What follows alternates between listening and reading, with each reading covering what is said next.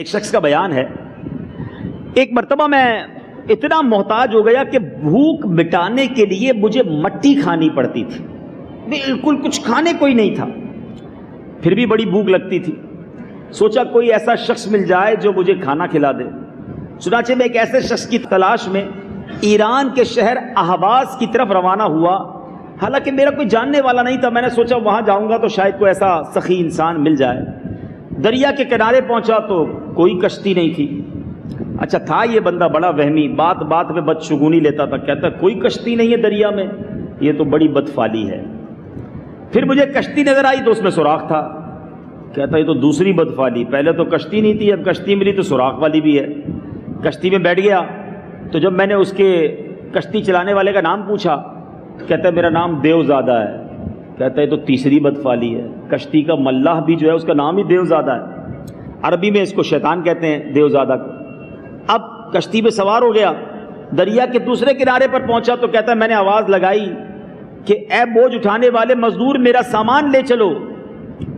تو مزدور جو ہے جیسے ہی قریب آیا تو وہ ایک آنکھ والا تھا، کانا تھا، کہا یہ چوتھی بدفالی، ایک کے بعد ایک بدشگونی لیتا گیا۔ وہ ہوتے نا ایسے وہمیلے، گاڑی کے نمبر سے بدفالی لے رہے ہوتے ہیں، بلی گزر جائے تو بدفالی، او ہو آج تو کام خراب ہو جائے گا، صبح صبح چھینک آ گئی تو صبح صبح فلاں ہو گیا، عجیب عجیب باتیں۔ تو ایسے ہی کوئی شخص تھا، وہ گنتا گیا کہ یار ایک کے بعد ایک بدفالی، ویسے ہی مٹی کھا رہا ہوں، اب کو اس نے مدد کرنی ہے۔ کہتا ہے کہ میرے دل میں آیا کہ واپس ہی لوٹ جاؤں، آج کوئی کام ہونا نہیں ہے۔ پھر بھی بہرحال بھوکھا تھا، پیسے تو تھے نہیں، اور آگے بڑھا۔ مسافر خانے میں پہنچا تو دروازہ میرا کھٹکھٹایا گیا۔ میں نے پوچھا کون ہے؟ تو کہا کہ میں آپ سے ہی ملنے آیا ہوں۔ تو میں نے پوچھا تم مجھے جانتے ہو کہ میں کون ہوں؟ اس نے کہا ہاں۔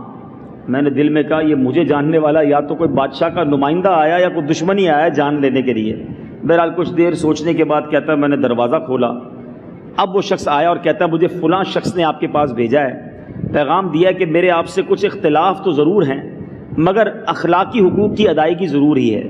میں آپ کے حالات جانتا ہوں، آپ بڑی پریشانی میں ہیں، میں آپ کی کچھ ضرورتیں پوری کرنا چاہتا ہوں، اگر آپ 1 یا 2 مہینے یہاں ٹھہریں تو میں آپ کی ساری ضرورتیں پوری کروں گا، اور آپ یہاں سے جانا چاہیں تو یہ 30 دینار انہیں اپنی ضروریات پر خرچ کر لیں اور تشریف لے جائیے، ہم آپ کی مجبوری سمجھتے ہیں۔ وہ کہتا ہے میں نے زندگی میں کبھی 30 دینار ایک ساتھ نہیں دیکھے تھے، 30 دینار کا میں مالک کبھی زندگی میں نہیں بنا تھا، اور یوں بیٹھے بٹھائے مجھے وہ پیسے مل گئے اور میرا وسوسہ زندگی بھر کے لیے ختم ہو گیا کہ منوس کوئی چیز نہیں ہوتی، بدفالی کوئی چیز نہیں ہوتی، یہ ہم ہیں جو اپنے ذہن میں ان چیزوں کو بسائے رکھتے ہیں اور اپنے بنے بنے کام بگاڑ دیتے ہیں۔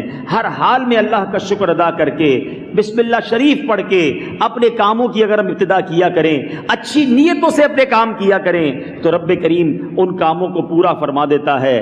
صلو علی الحبیب صلی اللہ تعالی علی محمد۔ مجھے اپنی اور ساری دنیا کے لوگوں کی اصلاح کی کوشش کرنی ہے۔